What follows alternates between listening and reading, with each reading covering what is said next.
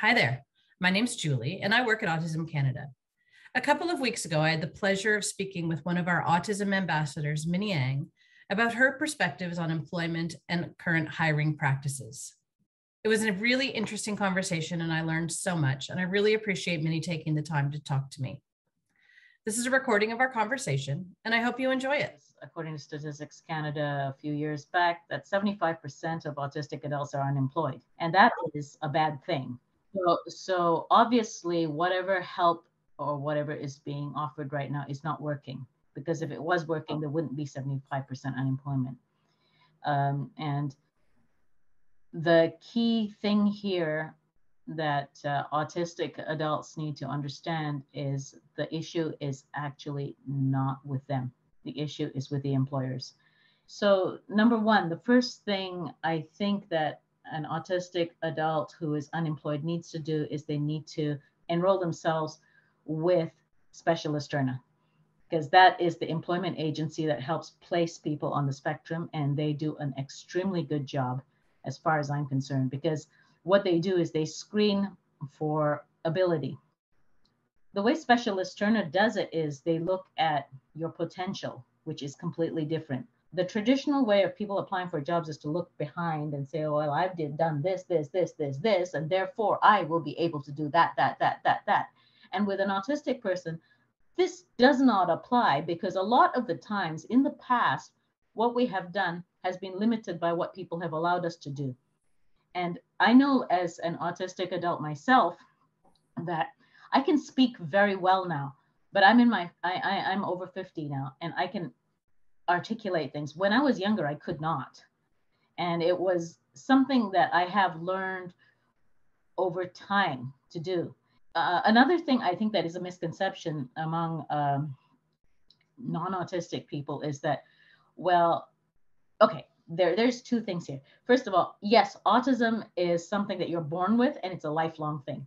But it's not true to say that autistic people cannot learn things. Our learning path is different than other people's learning paths. That's why sometimes it may take us longer to get to a place, but it doesn't mean we can't get there. And sometimes we could get much further along the path than someone who has had a smooth path all along, because they were just walking on the straight road, whereas ours went here and there and there and there. And by the time we get there, it seems like we're slow, but then you might find we actually have potential to go much further down this road than someone who just had a straight, easy path all the time. I'm not saying that every non-autistic person has it easy in their life. I'm not saying this. What I'm saying is that the way the whole employment infrastructure is set up, it is geared to neurotypical people. Like for myself, I have had a lot of different jobs, and they have all been good jobs. The thing is, I have a certain level of ability in a lot of different areas. So it actually makes it not impossible for me to get a job. But when I emigrated to Canada, and I'm an immigrant, I emigrated here now it's 12 years. But the really hard thing about applying for a job was that my resume was like all over the place, because I came here from a country where obviously wherever you grow up in, you have contacts. So like I got my first job because my dad knew somebody, and then I proved myself in that job, and therefore I got my next job when somebody said, oh, I heard about this person, so let's give her a job. And then when I emigrated here, I was working for a university at the time, and they kept me on for a number of years. But then eventually, of course, all good things come to an end, and I had to apply for a job. And then that's when I ran into all these enormous roadblocks.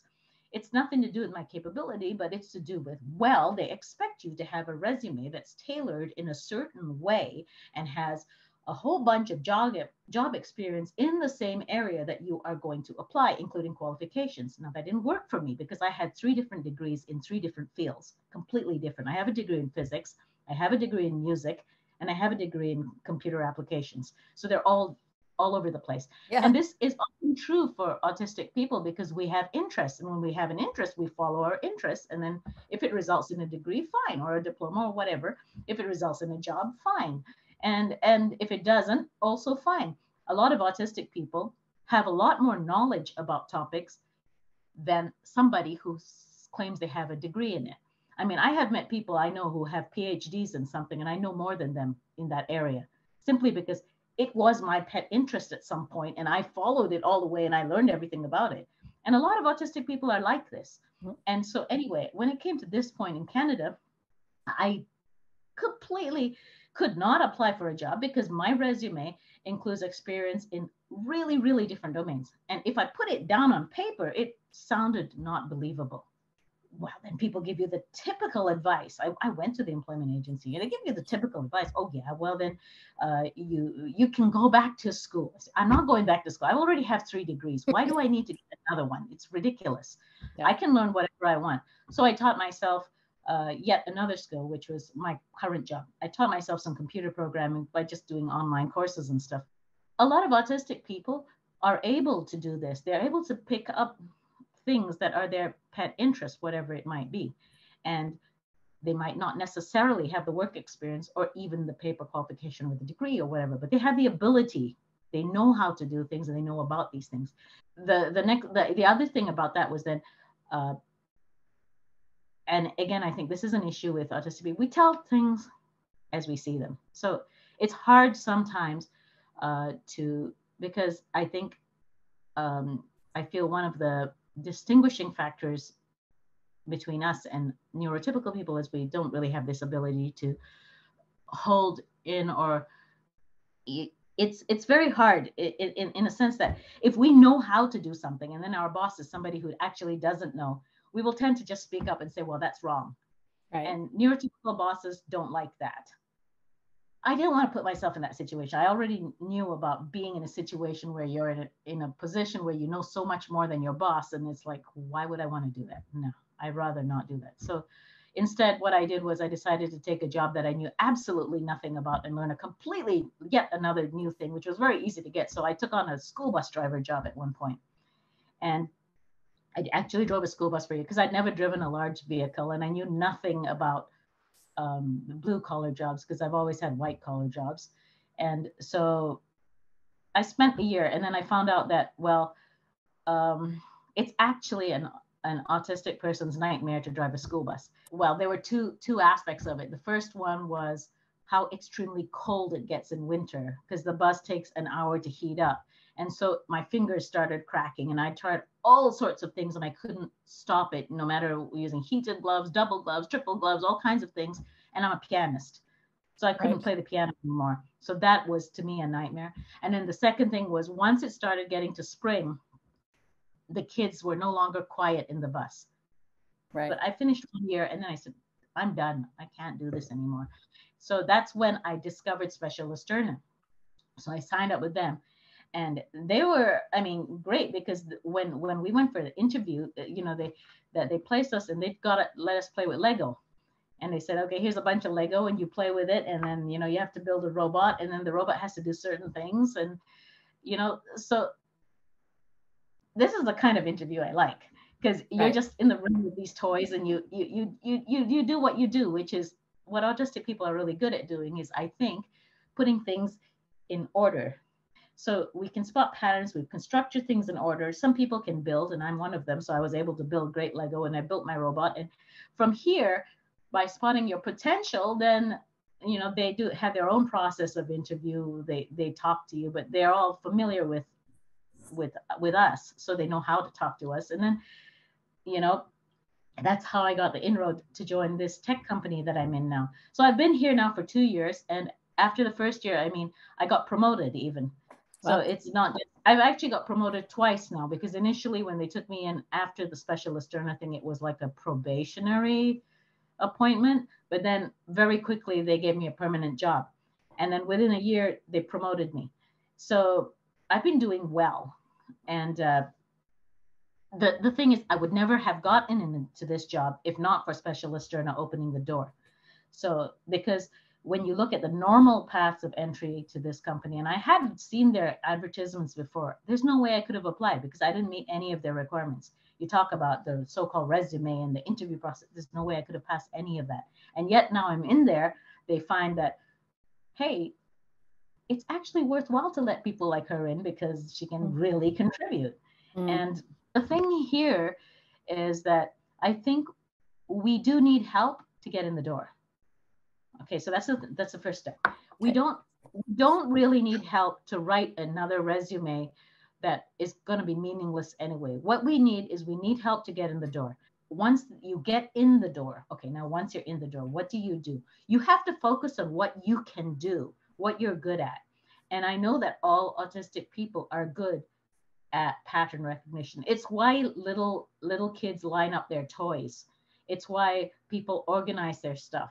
So this pattern recognition, and this is where I was saying I wanted to talk to parents as well. If you have autistic children, you have to recognize your kids' strength. Autistic people are the best people to do things like computer programming, to do things like be a librarian, to do things like be in charge of inventory management, to do things like analyze data in research science, to do things like accountancy, keeping the books and numbers straight. So it really depends on the individual. Some people are good at math, some are not. But some people are good at music. And that's why the music part of it, I mean, I initially, when I was young, it was music that drew me. That's why one of my first degrees is in music, because music is something that helps me to organize my thoughts, because my thoughts are everywhere. And when you play, I mean, I guess if you're non-autistic, maybe you'd straight away jump in and play Chopin and stuff. But when I was little, what I like to play are the exercises, because they're like structured. So if you're a child or a young person or even an adult, if you're musically inclined, work on your instrument. Even right now, I keep my recorder on my desk. And when I get too stressed, I'll just take it out and play lots of exercises.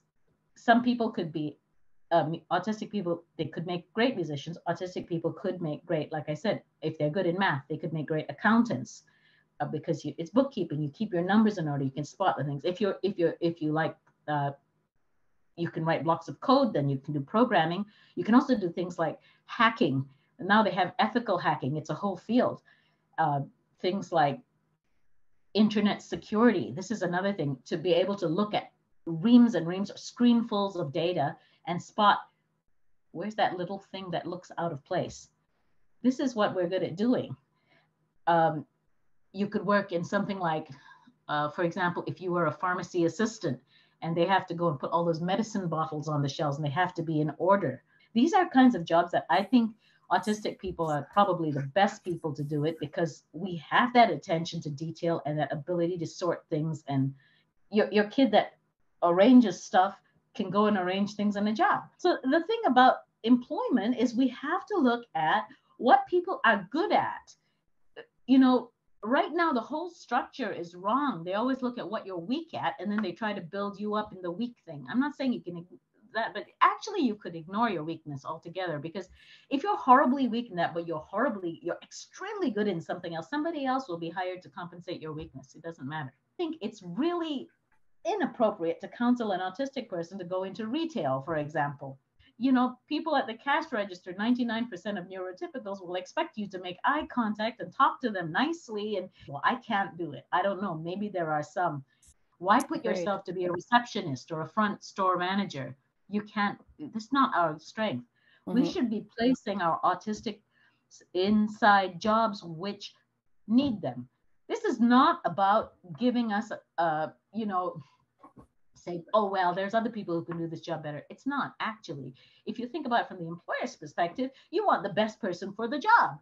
Why would you put someone to do something that requires meticulous attention to detail, someone who has problems with attention, or for someone who would much rather be out there mingling with people? People need to start thinking about putting people where their strengths are. The jobs have certain requirements. Place the people in the right job. Right. So as far as the autistic adults are concerned, they know what they're good in. All of us have at some point, either you've arranged something or organized something, or you might also take it one step further. You like to put things in order in the sense of building them. Like, I build things all the time, not just Lego. I build miniatures, and I expanded that as I got older. Now I do DIY. I fix everything around the house, because I like to put things in structure and order.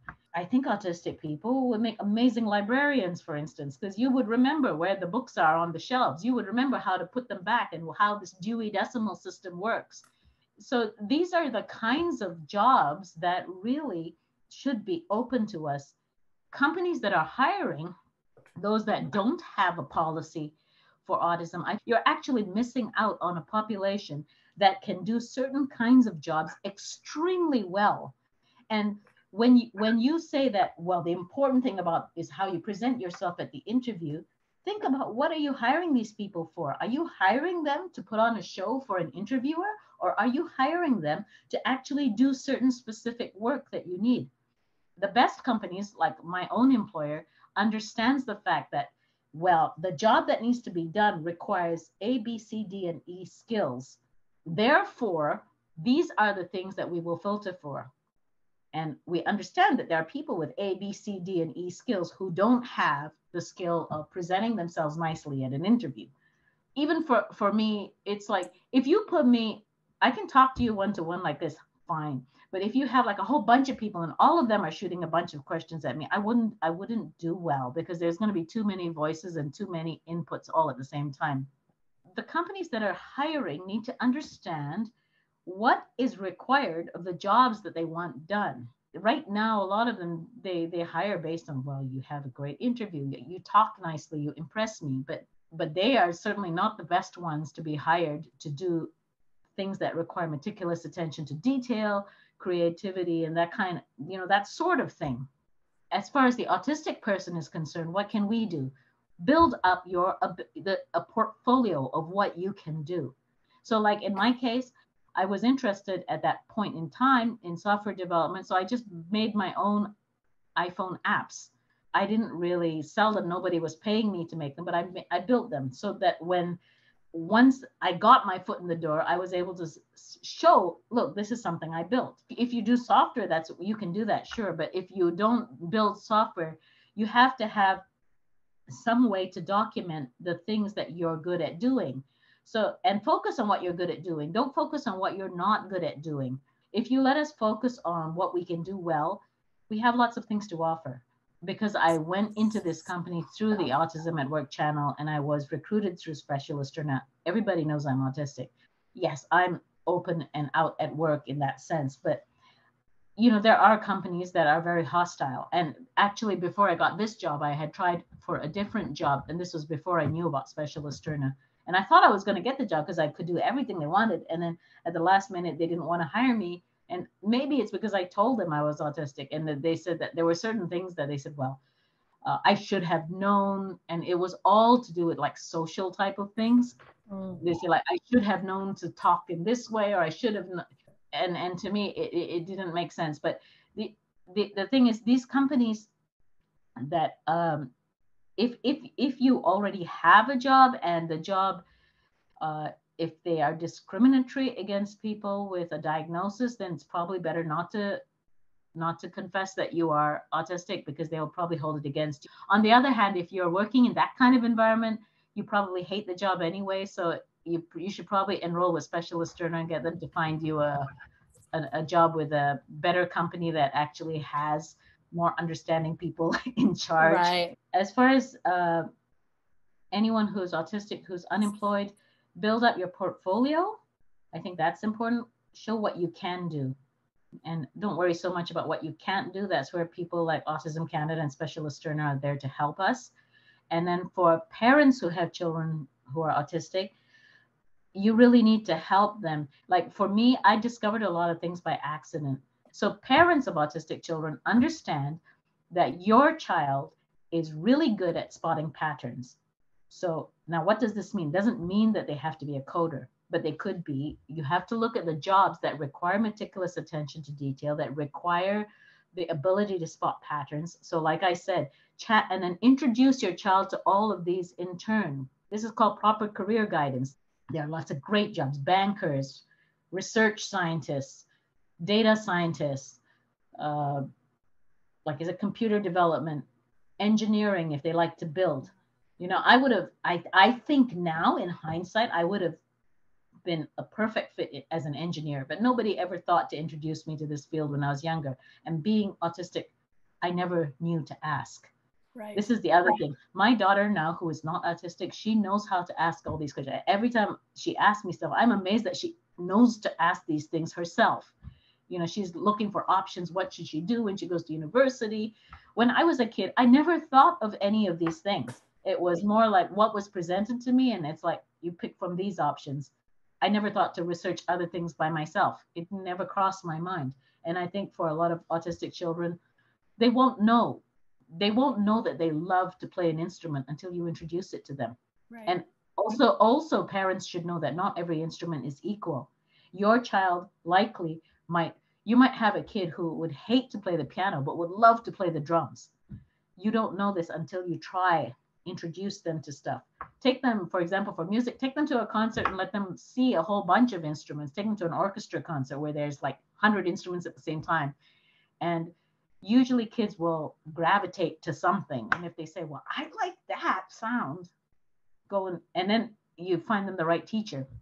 Music is great because it helps it provides a form of scaffolding.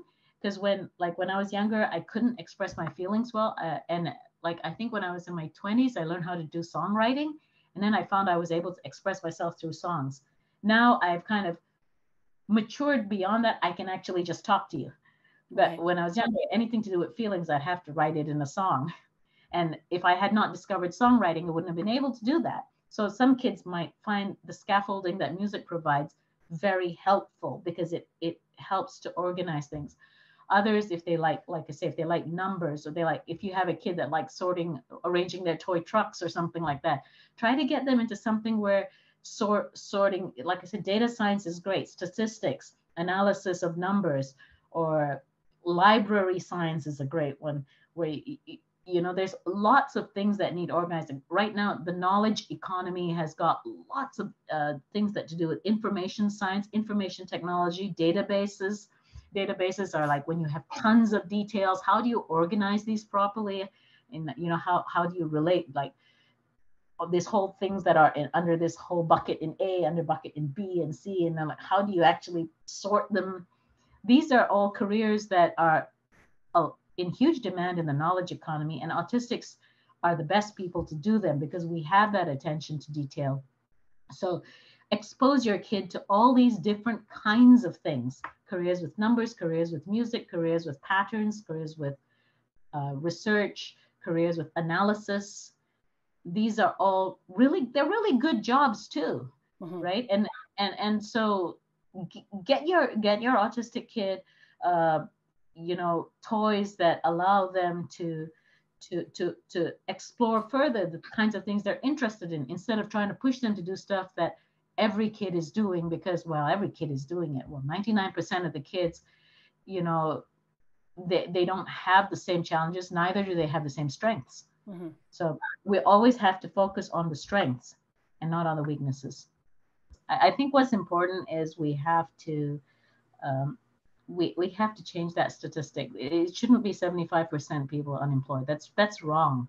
Yeah. And that's Canada's loss, because all these people who have all these abilities are not using their abilities. And of course, it's also the autistic community.